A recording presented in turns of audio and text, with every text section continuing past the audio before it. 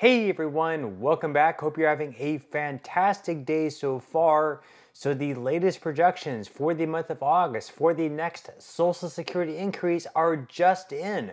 We are going to be covering everything that you need to know about the next Social Security increase, plus a large number of Social Security numbers were just breached and a lot of personal information has been released out there. We are going to be covering everything you need to know about that as well. But before we go ahead and dive into the main content of today's video, if you wouldn't mind helping me out real quickly by just giving this video a like, that just helps me out with the good old YouTube algorithm. And also, if you would like to receive up to $200 in free stock or $200 in free cash, in a pinned comment below, I will be leaving a link to Robinhood. All you have to do is once you click on that link is just sign up for a free account and then simply link your bank account. You do not even have to make an opening deposit. At that point in time, Robinhood will be sending you one free stock worth all the way up to $200. Okay, so diving right into our first story of today's video, and as I just mentioned, a large number of Social Security numbers of Americans and then other personal information of Europeans as well has been released. Unfortunately, we are going to be covering that and how you can figure out if perhaps your information has been leaked as well. And then of course, what we can do about that if it did happen to be the case. So according to the New York Post, hackers may have stolen your Social Security number. Here is how to protect yourself.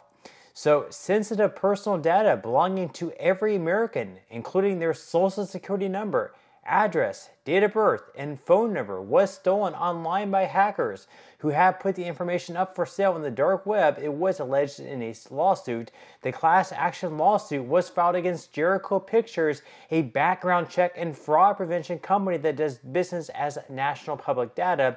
A cyber criminal group that calls itself US DoD uploaded a large database titled National Public Data to a dark web forum. The database, which the group has offered for sale at $3.5 million, is said to contain the personal data of nearly 3 billion people living in the United States, United Kingdom, and Canada, according to a federal lawsuit filed in Fort Lauderdale on August 1st.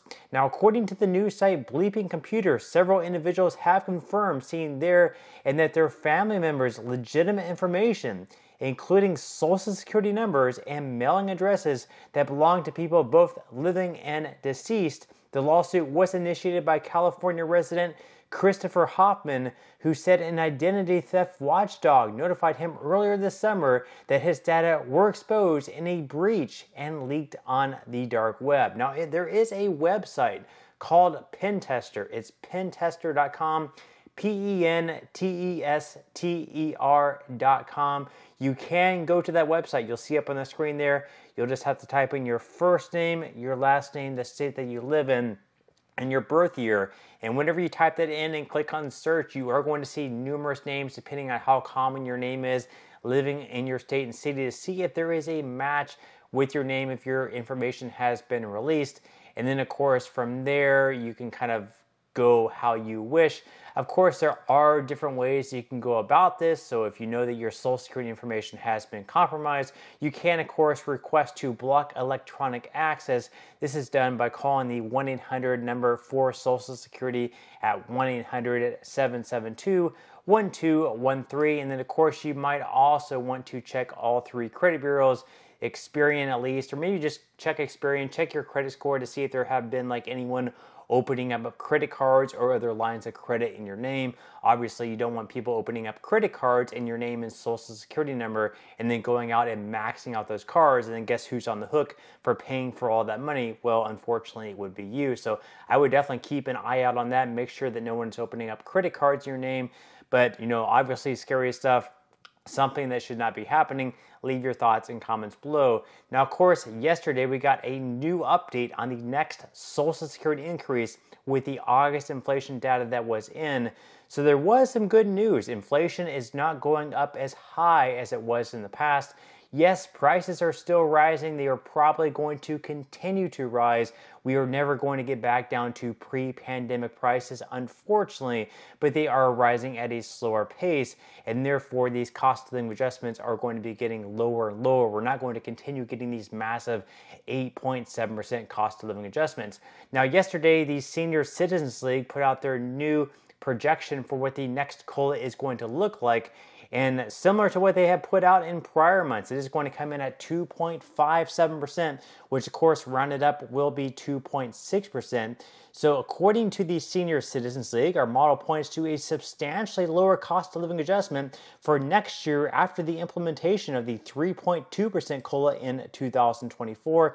So Alex Moore, who is a Senior Citizens League statistician and managing partner at Blacksmith Professional Services, said that the 2025 COLA prediction is about 2.57%, down from 2.63% last month, so it is pretty similar. Now, the rate of inflation as measured by the Consumer Price Index used to calculate the Social Security COLA fell to 2.9% for July, down from 3% in June. This comes after another quarter of relatively high Federal Reserve interest rates, 5.33% as of July. The Federal Reserve interest rate is one of the government's key tools to tackle inflation, so a lot of people have been urging the Federal Reserve to lower those rates, but of course a lot of people are also holding back because as they begin lowering those interest rates, then perhaps it could be a little bit too early and we could see inflation tick back up once again. Now up on the screen here, you'll see all these numbers. You might be wondering what exactly these numbers mean. Well, this is CPIW, which is basically a metric of inflation, which they use to find out what the cost of living adjustment is going to look like. So the most important figures are going to be 2024 at the bottom of the screen and 2023. And we can see that 308.501, which is the most recent CPIW number that was released just yesterday for the month of July. That was July's inflation, so it did go up a little bit from June. So we're basically going to be comparing July, August, and September of this year to July, August, and September of last year. So right now we just have one of the three numbers that we need to have. So right now, if we compare July of this year to July of last year, 2023, we have 308.501 and 299.899. Now, from those numbers, inflation has ticked up 2.87% from last year in July to this year in July. And we can see that the Senior Citizens League is still projecting 2.57 or 2.6%. So they're basically projecting that over the next couple of months, inflation is not going to be going up as high year over year because the 2.87% is higher than the 2.57% that they're projecting. Now, let's say, just hypothetically speaking, 2.6% is going to be what the next increase is going to be looking like in 2025. What exactly is that going to mean for your benefits? How much of an increase are you going to be receiving? We are going to be covering that data right now for those receiving SSI benefits, for those of you receiving disability benefits, and for those of you receiving Social Security retirement benefits. So you can see there up on the screen, this year in 2024, the max benefit for SSI individuals is $943 per month. If we do indeed end up having a 2.6% cost of living adjustment, what that's going to mean is that the new max benefit for SSI individuals in 2025 is going to tick up to $968 or a $25 per month increase. Now, as far as couples go, the max benefit this year is $1,415 with a 2.6% COLA. That's going to take that benefit up to $1,452 or a $37 per month increase.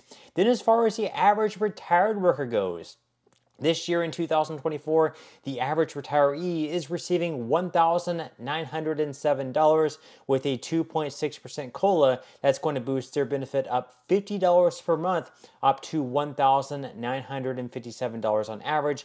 And then as far as all disabled workers go, the average disabled benefit this year in 2024 is $1,537 with a 2.6% increase. That's going to boost your benefit all the way up to $1,577 on average, which would be an average benefit of $40 per month as far as your increase goes. So that's how much you can expect to receive as far as your increase goes. Once again, it's going to really vary on how much you're making this year, but right now it is looking like 2.6% is looking like to be the COLA, which obviously is a lot less than what it has been in prior years, but that's simply because inflation has been trending down and prices are still going up. They're just not going up at the same high pace as they have been over the past few years. But that's all we have for today's video. I certainly hope that you enjoyed and found value out of it, and I will see you in the next video.